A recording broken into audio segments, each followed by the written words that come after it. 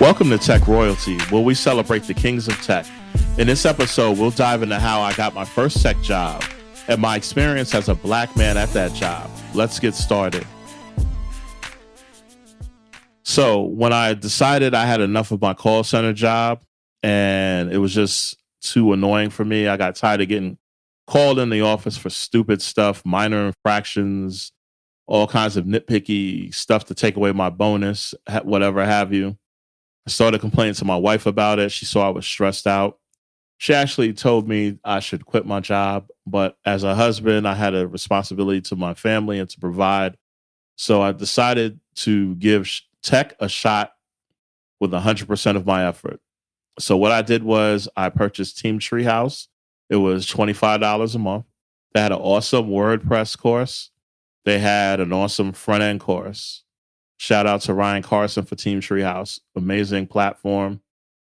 I also went and signed up for a free code camp, which is free. Even better.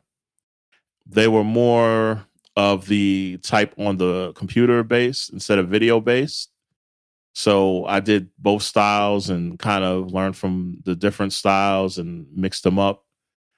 And what I did after that was I put together a portfolio. I got me a WordPress domain and actually hosted it. And I think it was on iPage. Then I took 4 of the best projects that I felt were the best. I actually put them on the portfolio site. Then I got together a resume. I put my tech sales job that I had working for a friend on there. And I started spamming the internet with my resume. I went to Glassdoor, Dice, Indeed, LinkedIn, Monster, all of them. So I started to get calls from recruiters, which was awesome. So the recruiters started calling me to come into their office after they would ask me a few gatekeeping questions, I guess. So I went to the office. I believe it was either Workbridge or JobSpring Partners or Towner. Went to the office. The lead recruiter interviewed me. Then he put me in a bullpen where like 5 or 6 different recruiters interviewed me. One of them was like, yeah, we got the perfect role for you right now. You can go down there. It was in the Flatiron District. So I took the train downtown to the Flatiron District, and it was like a publication. I went there. The manager's looking at me up and down. He's like, this big black guy can't code. He had that look. So he gives me a sheet, which is like a test, a PHP test. He said, fill this out, and then we can talk after. How you think I did on that test? I bombed that test. I wasn't that great at PHP at that time. I only knew how to make a WordPress loop and how to write custom fields, and I think maybe a custom post type at the time. But I wasn't a PHP genius by any sort. I wasn't piecing together complex applications or anything like that. So that was a wash. He kind of didn't speak to me after that. Went on another interview where the guy didn't even shake my hand, didn't really give me any kind of real feedback. Went on another one that was really like a sweatshop, and they just wanted me to do emails all day. And I didn't like writing HTML emails. I didn't like doing the tables, so I kind of avoided that one. Then later on, after like maybe 70, 80 rejections, I kind of got upset. Imposter syndrome started kicking my behind.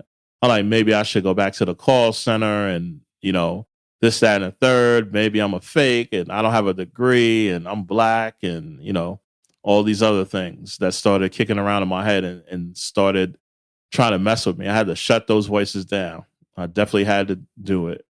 So I get a call from a recruiter about an agency. And I go to this agency for the interview. I loved the way the office looked. The office looked amazing. I was like, this is cool. Everybody's dressed down. Everybody's so chill. So I speak with the hiring manager. He goes that he likes me and that he wants me to take the code test. Get home, take the code test. He didn't tell me as soon as I opened the email. He's timed me from then. So what happened is he only gave me 2 hours to do this code test. It was a mock-up, 1 page. It wasn't too bad. 1 page mock-up, had to be responsive. And it had a slider on it, which was crazy because I didn't really know that much jQuery back then. And me getting that slider to work took way more than the 2 hours, and it still didn't work the way I needed it to work. So, I didn't get that job. And he was pretty rude about me not doing it in 2 hours. So I don't think I would have worked well with working with him. So then the next week, I get a call again from that same recruiter. They're like, this other agency, they want to speak with you. They love your resume. I'm like, really? Okay. But as I went later in that week, imposter syndrome started messing with me and I flaked out on the interview. And the week after that, the recruiter calls me again and she says that the hiring manager is convinced that there is something about me and that they really want to speak with me. So I did end up going to the interview, took the bus over to that part of Long Island. And it was a panel interview, which I really hate. I hate panel interviews to this day. I feel like they're an inquisition. It had the managing director of the company, it had the hiring manager, it had the chief digital officer, and it had the senior developer. And they're hitting me with a barrage of questions left and right. And luckily, I was able to answer them. And I was able to remember each one's name, which I think helps. Then they asked me if I'm ready for agency life. I'm like, yeah, sure. Why not? I'm up for the challenge. Little did I know. If I knew now what I knew, if I knew then what I knew now, I cannot believe it. So then that weekend goes by. It was a Memorial Day weekend. So I had a little barbecue party and all that good stuff. I was due to start as a contractor on that Wednesday. Tuesday, I get a call from the senior developer that he got laid off that day and that he thinks that I have great potential and good luck. Red flag. I was kind of nervous. So my first day rolls around. I end up getting there early. I end up meeting my new boss, the new director. The hiring manager also got fired. Another red flag. But I'm trying to brush it off because I still want to get my experience. So about an hour, I'd say an hour into me setting up my desk and kind of getting my computer right and my Sublime text and everything the way I want it, I get called into a meeting with an account manager. She introduces herself, tells me about the company and blah, blah, blah. Then she tells me about a site that's due to launch at 3 p.m. And here's your checklist to get everything wrapped up and what you need to FTP over onto the server. Now, mind you, I've never done a major website launch other than my little projects. So this was a little daunting for me. So I went through the list. It was like SEO stuff. It was just making sure the copy was correct. The images were correct that need to be where they need to be. All the buttons and links work, some minor stuff. About an hour after that, I get called into another meeting with another account manager. And they give me another list and they said another site has to launch at 3 p.m. I'm like, why does every site have to launch at 3 p.m. today? What is the big major thing? It was really, really crazy to me. But, I went through that list as well. That list was a little bit more complicated because it had legal jargon. And the thing with copy that's legal, you have to make sure that it is verbatim, very to the T and correct, 100%. Because you don't want the client to get sued. That's not a good look. So that was a little daunting. I got it done, launched the 2 sites. Of course, both of them didn't go out at 3:00, but that was a great first day for me. Really crazy. Threw me in the pressure cooker. So then a couple of more weeks go by. I'm meeting everybody in the office. Some people were cool, believe it or not. They were like, hey, Mike. Then some people were very standoffish. They didn't want to deal with the big black guy. They didn't speak, some of them. They made a point not to go my way if they didn't have to. And there were some people that were probably like faking it, fake nice, whatever. You have some of those. We had something called Wiener Wednesday where I got to meet a lot of the other people where they would barbecue every Wednesday and we'd chill in the back and drink beers and the owner would mix us some drinks and stuff of that nature. It was a cool time. It was nice. So then a couple of more weeks go by and we had some other sites that really were behind. This place had about like 7 or 8 websites that were really backed up and needed to launch like ASAP. So I ended up doing a ton of overtime. And as a contractor, I was loving it. I would work from like 9 a.m. to like 3, 4 in the morning, turn around, go home, maybe get an hour's sleep and come back to the office for 9 a.m. I was loving that OT check. But maybe a month into it, they realized they were paying me too much through OT. They gave me an offer to go full time. It was only 48K. It wasn't anything earth shattering, but I took it because I wanted a full time role. And they gave it to me. I ended up working more overtime. I remember working late to get these sites done. They wanted some weekends. I was on call, and they made me some business cards. They took a picture of me to put on the company website, which never made it to the website. They also put me in the local paper, the New York Newsday, when they made a hiring move for all these new hires. It was cool stuff. I was a little hyped. I was like, your boy's in the paper. I still got the clipping. But it was a lot of learning. There were some mistakes I made. There was no version control, so I overwrote like the changes of the other developers. And the team was actually cool. I had a Black woman by the name of Shamola, who was the senior front end developer. She kind of took me under her wing and taught me a lot. I'm very grateful to her. We had another developer. He was kind of like the director of digital. His name was Rob. He was what we call the grumpy old coder. He only wanted to do work that was Code Fusion. He didn't want to do any new stuff, like they were doing WordPress and they were doing, like Laravel and Drupal, and he didn't want any parts of it. Just give him Code Fusion and he's happy. But that doesn't work well because you have to keep learning in this business, and you have to be able to not only be the specialist and have your niche, but you also got to be able to learn other techs when needed. It's like a need to know basis. That's what it is. And he couldn't do that. And it didn't work well for him. And it won't work well for you if you refuse to learn. We also had our manager. He was more of a graphic designer. So a couple more months go by. We get some of these sites done, and some of them we just have to push to the back burner. Our manager gets fired because he's more of a graphic guy and he didn't help us with code. So then we get a new manager, and he was more of a developer. And he analyzed us, and we also got a senior developer that got hired around that time. She was great at layouts and responsive design, but because she didn't know PHP, she only lasted about a week. So they let her go. The manager assessed that I was learning. He said I'm soaking up information like a sponge and that I had great potential. So I thought I was cool. I thought I was good at my job. I thought I was doing something. HTML emails were my pitfalls because I kept messing up the HTML emails. I wasn't detail oriented, to be honest, on some of them.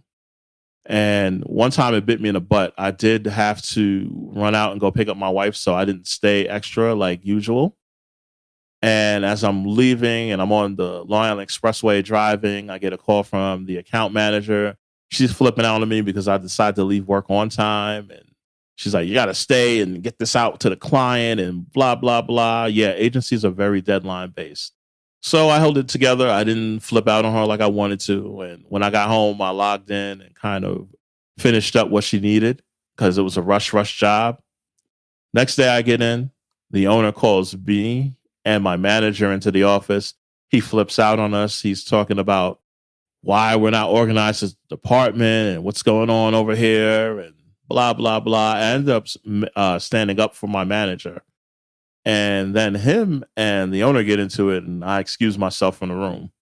Get an email a few minutes later how he's proud of me for standing up for my manager and that we're only going to get better. So I thought nothing of it. And I continued on, doing email blasts. I would do stuff like capture forms for colleges, and I would do bank websites. I would do a play, Washington National Opera. I did one of those. I did a whole bunch of different things. A storage site, secured self-storage. I did an oil to gas conversion site. You name it, I did it. So it was a good experience. I got a lot of different type of verticals under my belt, so to speak. So a couple more months go by, and the grumpy old coder, he actually gets laid off. He didn't want to specialize, and it didn't work well for him. And I felt bad about that for him. I was kind of telling him, this isn't this bad. I was trying to throw him a course. He wasn't hearing none of it. So there's that. And, you got to be able to adapt or you're going to get left behind. So Shamola, she was doing great, but they laid her off as well. No explanation. Then they hired on another guy that used to work there and came back. He was cool. He helped me out a lot. Good guy. Then they hired another guy that wanted to work remote a lot, and they didn't like that. They really wanted you in the office. So they ended up letting him go, and he sends me a message saying they let him go over the email and that they were looking to let me go. So I'm like, good looks. Thanks for the heads up. So I start spamming my resume again, going on interviews. I'm like, I'm not going to get caught slacking. So I did that, went through it. So then now a couple more months go by and it's like the holiday time and I'm knocking out email blasts and I'm still doing this. Then the work slows up and my manager asked me if I knew Flash. And I'm like, no. I mean, I'm willing to learn it. I get a course on it, whatever have you. So then a couple more weeks go by after the new year and my manager calls me into his office. And he goes, I can't even look at you right now. I'm like, what did I do? He said, nothing. You've been great, but there's no more work. And I have to let you go. The owner's not here. So he gave me the task of doing it. So, I mean, I was in shock for a good 5 minutes, just sitting there, like, couldn't believe it. So I gathered myself. I went and did the walk of shame, got my box and, all that stuff, put your stuff in there. And, the people were like, oh, you did, you were a good worker and we loved your work ethic. I'm sorry that happened and all these other things. And, it happens. Won't be the first time, won't be the last time. But yeah, I got over it. It was my first experience, my first real developer job, my first job in tech. The takeaways I took away from it was to get detail oriented, definitely, to be more diligent in that aspect, to always ask for help when I need it. Don't be shy about it. If there's some ambiguity, ask the questions, get the requirements, get them right. Also to under promise and over deliver. I was really bad with estimates. I struggle with that to this day, to be honest. That's why I kind of give a overestimate and then I can kind of go in and get this done right before the estimate, way before, and have time to spare. That's how I like to work. Also, recruiters are your best friend. I know a lot of people talk about how recruiters are thirsty and spam you and keep calling you and texting you and all this, blah, blah, blah. They have their job to do. They are on commission, a lot of them, so I get it. But if you get the real legit ones, they can be a tremendous asset and ally to have. The last 6 years, I have not applied to jobs. Recruiters always reach out to me when they have a role that they know fits. And what happens is I just end up connecting straight to the hiring manager. And if it's a fit, cool. If not, keep moving. I've been blessed in that regard. But the thing to look out with recruiters is if they are asking for your birthday and the last four of your social, don't mess with them. And if they're calling you from another country and they are sending you jobs that are way out of your realm, like one wanted me to commute from New York to Arkansas. That's not happening, dog. You're not paying that much. So be on the lookout for that. I would also say whatever your blind spot is, find it quick and be able to learn quick and be able to adapt. Also take some project management courses, take some agile development courses, learn UX, I would say definitely about user journeys and user empathy and all of that good stuff. That can only help you and not harm you. I would also say, take some documentation class, take a speaking class. All of this ties in together down the line. But yeah, like I said, that was my first job. I mean, I thought I did okay, but I got laid off as I told you. It wasn't a total wash. I learned a lot, seen a lot. It let me know what kind of developer and what kind of person in tech I want to be. And it let me know what I want to market myself as a brand, because you are going to be a brand and you're going to be a business of one. Also, the things that really helped me was, one, having a portfolio. Definitely make a portfolio. You don't have to build it from scratch at this point in your career because you're just starting out. but have a portfolio with at least 4 good projects. And don't copy straight off the tutorial, guys. Switch it up, change colors, change copy, change the concept, add extra features to it. You got to remix it, flip it and reverse it. Also, just having a straightforward resume with experience, and also making sure that the skills section of your resume has all the relevant tech skills. Also, have soft skills, be able to communicate effectively, be able to articulate your point. These things will get you far, believe me when I tell you. And that's all I got from this particular experience for you. Thank you for tuning into our podcast today. We hope you enjoyed this episode and gained valuable insights from our discussions. If you haven't already, we encourage you to subscribe to our podcast on various outlets such as Apple Podcasts, Spotify, and our website, techroyalty.net, so you can stay updated on our latest episodes and never miss a beat. Thank you again for listening to Tech Royalty, where we celebrate the kings of tech, and we look forward to sharing more valuable content with you in the future. This is Mike Legema, and I'm out.